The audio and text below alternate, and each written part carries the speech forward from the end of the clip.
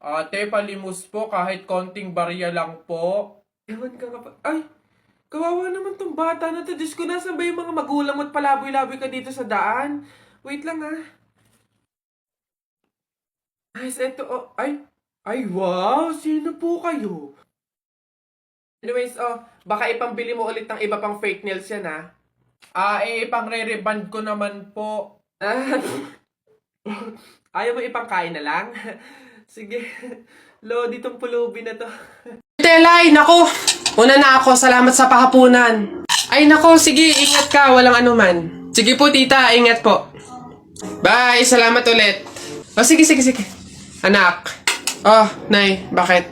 Iikot mo yung plato, bilis. Ha? Bakit, Nay? Basta pamahiin yun kapag aalis yung tao galing sa hapagkainan, iniikot nila yung plato para walang mangyaring masama dun sa aalis. Ha? Ganun ba? Sige, Nay. Uy! Ano ba yan? Ikaw talagang bata ka? Ha? Nay, sabi mo iikot yung plato. Iikot mo na ayos. Ay, Nay, sorry. Pag sa bastos talaga ng bata.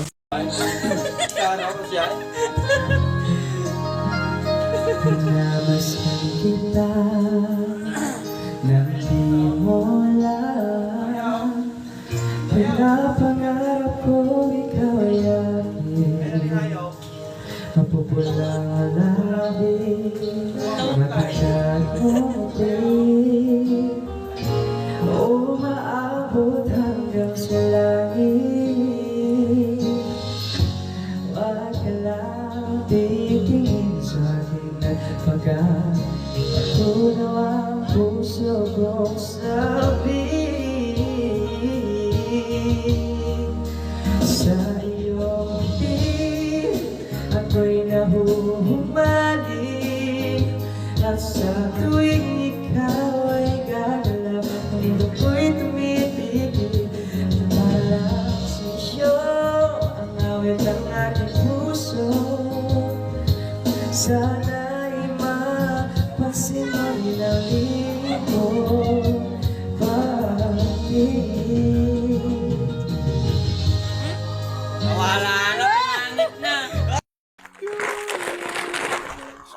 Oh, anak, ginagawa mo? Wala po to. Kumukuha lang po ako ng pambaon. Ang dami naman yan. Mauubos mo ba lahat yan? Opo, Nay. Malakas kasi akong kumain ngayon eh. Di ba, papataba, ganun, healthy. Nay, pasok na po ako.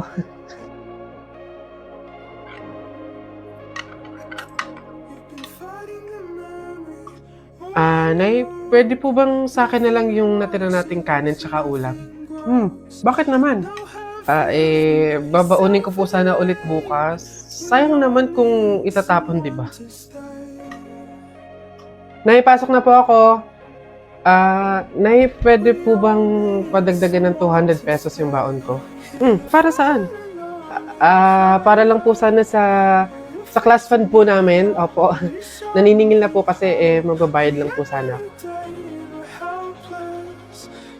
Nay, andito na ako. Anak, umamin ka nga sa akin. Madalas ka nagpapadagdag ng baon. Kumukuha ng sobra at tirang pagkain. Ano bang meron? Nay, naawa po kasi ako sa kaibigan ko eh. Sobrang hirap na po siya sa pagtatuguyod ng pag-aaral niya. Oo, hindi naman tayo mayaman. Wala din tayo, pero kailangan ko talaga siyang tulungan eh. Ayokong tumigil siya ng pag-aaral, Nay. Gustong-gusto ko siyang ilaban para sabay kami makapagtapos. Babe, etong food, baon mo to for today. Tapos, etong cash, ayan, pangbukas mo naman to. Tapos meron pala ako nakitang notebook tsaka ballpen sa bahay na hindi naman ginagamit. Bigay ko na lang din sa'yo para at least magamit mo sa mga lesson. Babe, salamat ah. Hayaan mo balang araw, makakabawi din ako sa'yo. Babe, hindi mo naman kailangan bumawi eh. Ang gusto ko, parehas tayo makapagtapos. Masaya na ako doon.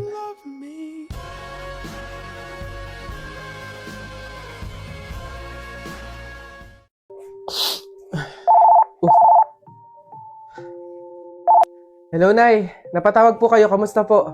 Anak, baka meron ka pang 10,000 dyan. Pang dagdag lang sana sa pang-araw-araw dito sa bahay. Nay, di ba po kakapadala ko pa lang ng 15,000 nung nakaraang linggo? Ayun na nga, naubos na eh. Nag-aya kasi yung mga kumari kong mag-outing. Diyos ko. Nay naman, malaking halaga po yun. Sana naman tinipid ninyo. Hindi po ganun kadali kitain yun eh. Nay, pasensya na po, hindi po ako makakapag-abot pa ngayon. Wala din po ako.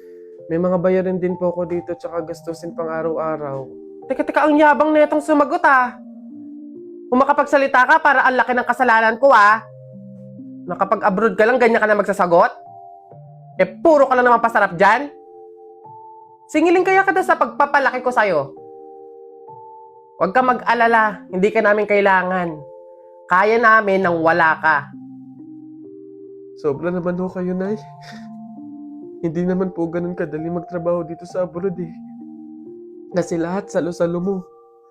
Yung kapag nahihirapan ka, yung may sakit ka, nalungkot ka, wala. Ikaw lang mag-isa. Wala kang katulong, wala kang karamay. Pero Nay, bakit ganun? Yung isang beses ka lang hindi nakapagbigay pero parang buong pagkatao ko na yung hinisgahan ninyo. Itong pag-a-abroad ko, Nay, kayo naman po yung may gusto nito, di ba? Hindi po ako. Gusto ko po kasi, Nay, maging doktor talaga eh. Yung makakapagbigay ako ng tulong sa mga tao. Yung makakapaggamot ako ng libre. Yun talaga, Nay. Kaso mahirap kasi tayo eh. Kaya itong pag-a-abroad ko, pinili ko na lang to para sa inyo. Na yung pasarap po ba na sinasabi nyo, yun po ba yung kapag natanggap ko na yung sahod ko, bibili ako na kahit man lang pares ng damit? Yung pasarap po ba na sinasabi nyo, yun ba yung kapag after kong magtrabaho, magpakapagod dito sa abroad, yung kakain ako ng masarap kahit isang beses lang? Yun po ba yun, Nay? Pasensya na po kayo, Nay, Kasi minsan, sa tanang buhay ko, hindi ko naranasan yung ganun eh. Kaya yun man lang, Nay, mabigay ko sa sarili ko, maregalo ko sa sarili ko. Kasi wala naman akong choice eh. Kundi yung piliin lagi yung pamilya ko para tulungan kayo. Yun nga man lang, Nay, na kamustahin niyo ako.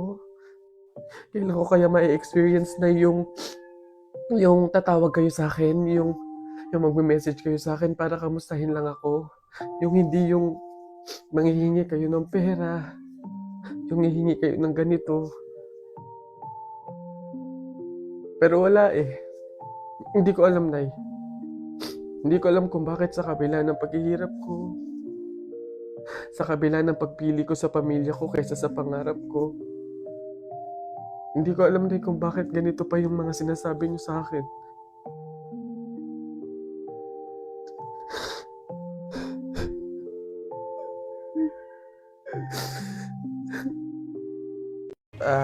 Hello, Beb.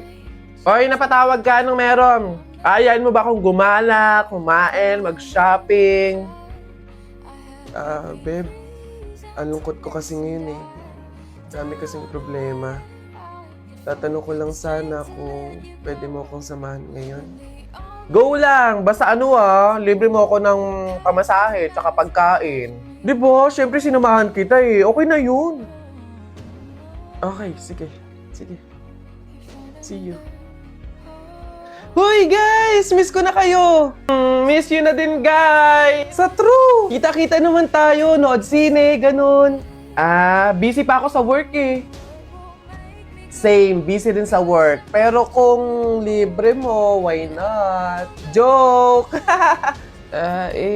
Sige. Libre ko na kayo. Ay, hindi na pala ako busy. Go lang! Sagot mo naman pala eh. Oo nga, sana sinabi mo agad, di ba? Ganun ba talaga dapat?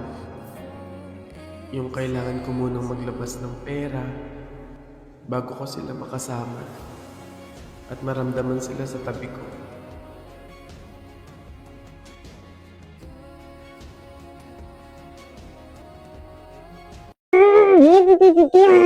Lunes, 12 a.m. naririnig kita sa banyo na may kausap sa call. Sino yon?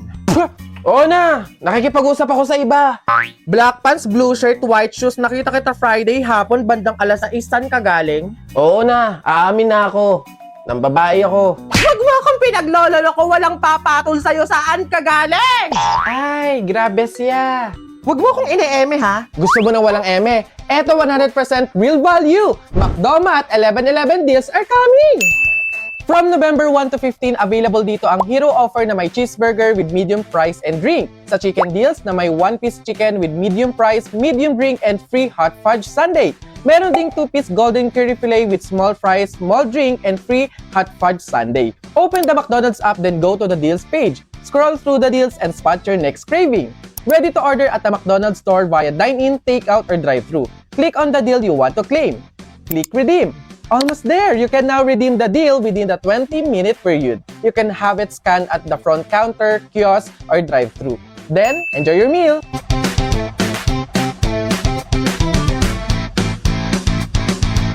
Kakabagot naman. Ay, pre! May challenge ako sa'yo. Ano na naman yun? Ay, wag na nga pala. Pang tunay na lalaki nga lang pala yung mga challenge ko. Wag na na. Bakla ka nga pala. Wag na na, wag na na. Kulit naman, sabing walang bakla dito, tol. Ay, we? Sige nga, duraan mo nga yung hawakan dun sa hagdan. Dali. Ha? Yan? Ang dali-dali lang yan. Minsan, hirapan mo naman, ha? Minsan. Dali-dali. Ita mo, ha? Wait lang, ha?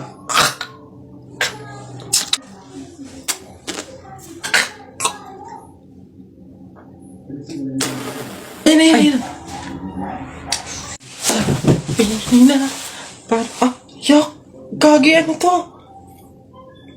Alaway! Kanini ba? One down. Tingnan natin yung iba. Ay! Gagi, si Sir nahawakan! Shucks, Gagi! Takaw! Patay ka na naman!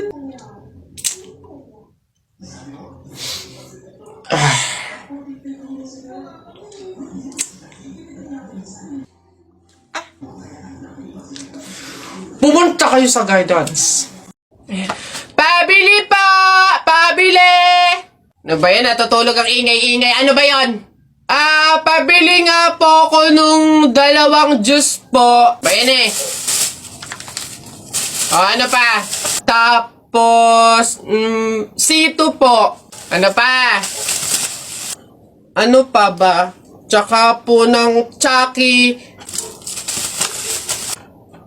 Tsaka ng soft drinks po. Yun lang po. Okay na bayad. Ito po yung bayad. Ano? Sa dinami-dami mong bibilhin, pipiso lang palang pera mong bata kang na demonyo ka? Talaga kapag talaga nagkaroon ng zombie dito sa Pilipinas, takting yan. Pupunta talaga ako sa mga 7-Eleven para hindi ako mamamatay doon. Madami akong kakainin doon, hindi ako magugutom. Ako talaga malupit yun. Magpapanggap akong zombie. Akala nila kasama nila ako pero totoo buhay pa rin ako. Hindi nila ako kakagatin, mabubuhay pa rin ako, hindi ako mamamatay. Gaganto ako doon. Ayun na yun, mas astig yung sa akin. Kukuha ako ng mga baril, yung mga shotgun. Talaga, pagbabarilin ko yung mga zombie na yan. Sino ba yung mga maiingay niya? Hoy, mga bata kayo, magsiuwi nga kayo sa inyo. Ang babaho ninyo. Iingay.